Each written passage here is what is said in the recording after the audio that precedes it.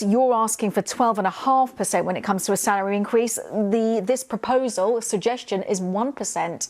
Your reaction initially?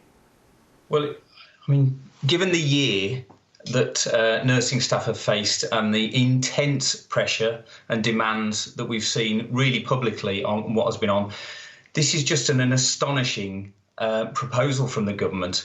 That all of the words you've described, we would echo. Members have been contacting the college in their droves, totally demoralised, really angry, and in an environment where we were 40,000 nurses short going into this pandemic. There were 40,000 vacancies of registered nurses in the NHS in England alone going into the pandemic. I do not understand what the government is trying to achieve with this approach to rewarding and actually valuing nursing staff at the rate that they should be.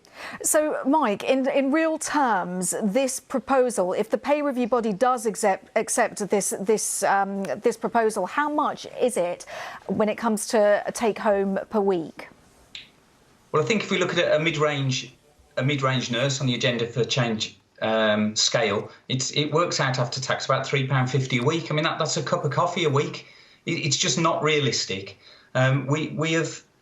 You know, I have spoken to members this year, friends, family who are nurses. They have absolutely worked themselves to the bone. The emotional turmoil, the emotional toil, the challenges that they have faced has been beyond what anyone could ever consider reasonable, and beyond whatever anyone expected to have to deal with in their careers. So the Prime Minister, on the day he was re-elected, stood on the steps of Downing Street and committed to 50,000 more nurses. This is not the way to go about that. It's a total false economy, because we will see nurses leave.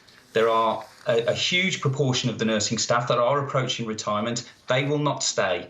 This is an absolute kick in the teeth, and the government really need to think about what approach they're taking here.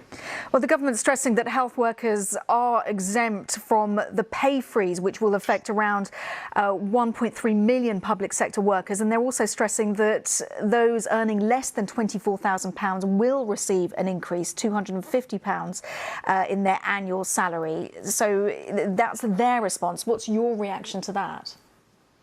It's not meaningful. If you talk to any nurse tonight who has spent the last year, and actually, you know, before the pandemic, we would have been arguing the case that nursing pay is not where it needs to be. A nurse, looking at a mid-range nurse again, from 10 years ago, based on the cost of living rises, is 15% lower. The pay is 15% lower than where it should be. So this is just not meaningful at this point in time. 10 years ago, nurses were told, we can't give you a pay rise because of the financial crash. And there were 7-8 years of 0 and 1% pay rises. Once again, we're asking nursing staff to pay for government political decisions about how the economy is run.